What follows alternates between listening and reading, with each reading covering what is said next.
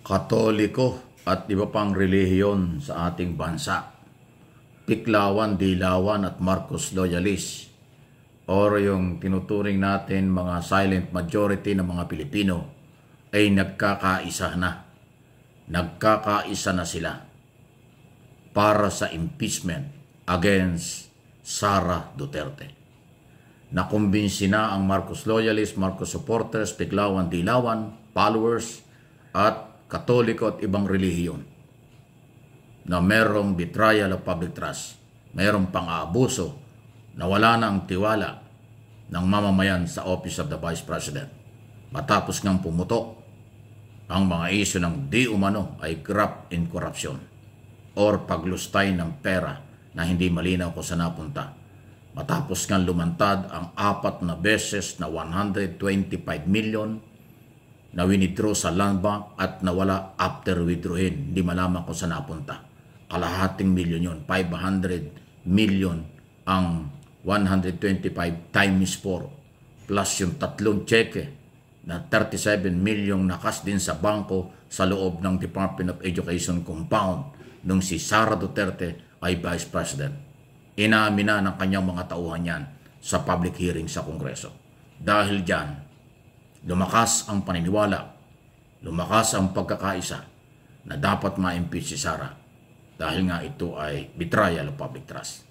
Pangalawa, kaya lalong hindi lang ang Katoliko at ibang relihiyon ay gustong magsalita at sumali na sa mga kilos protesta, dahil nga may grupo ng relihiyong nagrally sa Luneta na ang akala at paniniwala nating lahat ay peace rally, pero naging political rally kasi mayroong politikong nagsalita ron na bumatikos sa Kongreso, bumatikos sa in aid of legislation investigation ng Kongreso. Kaya nagkaroon ng kulay. Sino ngayon ang may kasalanan?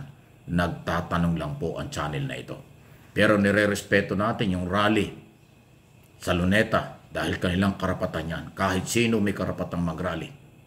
Yung freedom of assembly, freedom of expression, malayang pagpapahayag, malayang pagtitipon-tipon, yan ay sinasabi ng saligang batas. Legal yan.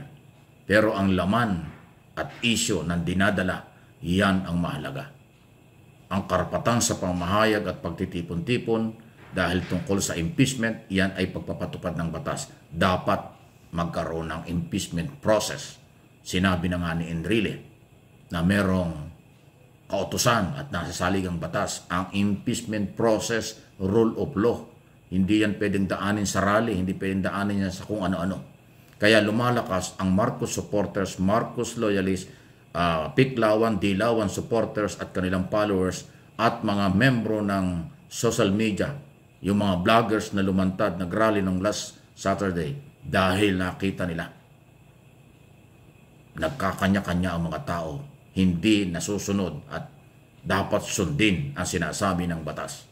Yung statement ni Enrile ang pumukaw ng gising sa opinyon ni Pangulong Marcos, ng gising sa kaalaman ng mga Pilipino. At ang aking channel, at itong channel na ito, ay patuloy naman from day one nagpapaliwanag. Hindi ko naman po binubuhat ang aking sarili. Pero hindi naman tayo tumigil, naging consistent ang aking mga channel sa pagtalakay sa rule of law, sa pagtalakay na ang impeachment ay sinasabi ng saligang batas, hindi yan pwedeng iwasan ng Kongreso at Senado. Dalawa nga lang, ulitin ko ulit, ang kayang dapat gawin. I-dismiss ang kaso or ituloy ang kaso para makarating sa impeachment trial. Ganon po ang sitwasyon. Kaya asahan natin sa mga susunod na araw, bago mag-eleksyon, itong mga panahon ito, January, February, March, tuloy-tuloy yan hanggang sa after election. Maninindigan ang mga Marcos loyalists at mga Piklawan, Dilawan na nagkakaisa na sila ngayon against Sara Duterte o against di umano sa isang corrupt government official. Hindi nila sinabing guilty, pero sinasabi nila dapat i-karoon ng proseso para mapatunayan, malaman kung bakit at papaano. Ang impeachment ay rule of law. Bibigyan ng pagkakataon ang akusado, ini-impeach ang kinasuhan ng kanyang pagkakataong idepensa ang kanyang sarili. Yan ang rule of law. At sang-ayon tayo doon. Hindi panghuhusga ang ginagawa ng ating mamamayang Pilipino. Ang kanila ay panawagan, ipatupad ang batas. At yun ang kailangan. Huwag nating isurkat ang batas na katulad ng ginagawa ng nakarang administrasyon. Sila lang nasusunod, walang due process. Kaya ang daming complainant. Kaya ang daming nagreklamo ngayon. Kasi noon, hindi sila makapagreklamo. Ngayon, naglalabasan na. So, ang katalinuhan, tiyaga, katapangan, paninindigan ng mga Pilipino, ituloy-tuloy lang po natin yan. Ituloy po ninyo yan. Dahil naaayon sa ating karapatan at batas ang freedom of expression at kalayaan sa pamamahayag at pag-assembly o pag-rally. Basta mapayapang rally lang. Kasi asahan na natin, hindi talaga magkakaroon ng tunay na kapayapaan kung hindi ipapatupad ang batas. Di ba? No peace, walang kapayapaan kung walang katarungan. Ang katarungan dapat mangibabaw. Ayan, okay? Yan po yung ating paninindigan. Okay? Kaya nga, kung yung makikita dito sa likod ko, dalawa na po yung ating YouTube silver play button.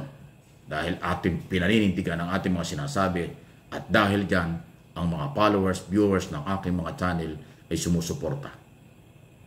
Okay, sa ating mga ginagawa at paliwanag dito. Kaya tayo may mga ganyang pagpapatunay na nirespeto ng YouTube ang ating mga ginagawa. At dahil sa tiwala, kayo, mga viewers, subscriber, ang mahalaga dito sa ating mga sinasabi. Kaya lagi po inyong i-share, lagi po inyong i-like ang mga video pinag-uusapan sa aking mga channel. Mike Abe Opinions Channel, ito yon. At yung isang channel ko, MA Pinoy TV. Marami pa ho pag-uusapan, marami pa tayong dapat bantayan. Hindi tayo lilihis sa paninindigan na kung anong tama. Hindi tayo magpapabaya at hindi ako magpapabaya na iparating sa inyo ang lahat ng mga nangyari sa loob at labas ng ating bansa. Pero tulungan natin si Pangulong Marcos. Maraming issue at marami siyang ginagawa. Hindi nakikita ng mga anti-Marcos. Ako nakikita ko marami siyang ginagawa. Lalo na ngayon na medyo nagbago na siya ng mga statement tungkol sa impeachment. Dahil nga sa advice at sinabi ng kanyang Chief Legal Counsel, walang iba kundi si Juan Ponce Enrile, na kahit mag-iisanda at 101 years old na, this coming February 14, matalino pa rin. At yan naman ang totoo. Tinalo pa niya yung ibang mga kabataang abogado. Tinalo pa niya yung ibang mga di umano eksperto sa batas. Si Enrile ang eksperto kasi may pinanindigan siya. Hindi niya inisip na baka maintriga siya sa Malacanang. Hindi niya inisip na baka magalit sa kanyang Pangulo. Hindi niya inisip na baka magalit ang taong bayan. Kanyang pinanindigan. May ang impeachment process under the law. Dapat yan ang matupad. Hindi makukuha sa rally. Hindi makukuha sa palakasan. Rule of law. Galing, di ba? Sana humaba pa ang buhay ng katulad ni Enrile. Sana marami pang taga-gobyerno na katulad ni Enrile. Naninindigan kung ano ang sinasabi ng batas. Actually, sila nga natitirang magaling na abogado talaga ng mga politiko eh. Wala na yung mga ibang politiko. Wala na si Salonga, wala na si Tolentino, wala na si Recto, wala na ho yung magagaling na mga abogado na politiko. Naiiwan na lang si Enrile. Sayang ito. Sana tumagal pa ang kanyang buhay. Dahil marami siyang idea sa pagsusulat sa libro at saka sa social media na pinakikinabangan ng maraming Pilipino. Yan ang legacy ng isang Juan Ponce Enrile. Kaya naman, ang rally at yung pagkakaisa ng Marcos supporters, Tiklawan, Dilawan, follower supporters, nararamdaman na nagkakaisa sila. Isa lang ang panawagan. Ipatupad ng batas. Ma-impeach ang dapat ma-impeach.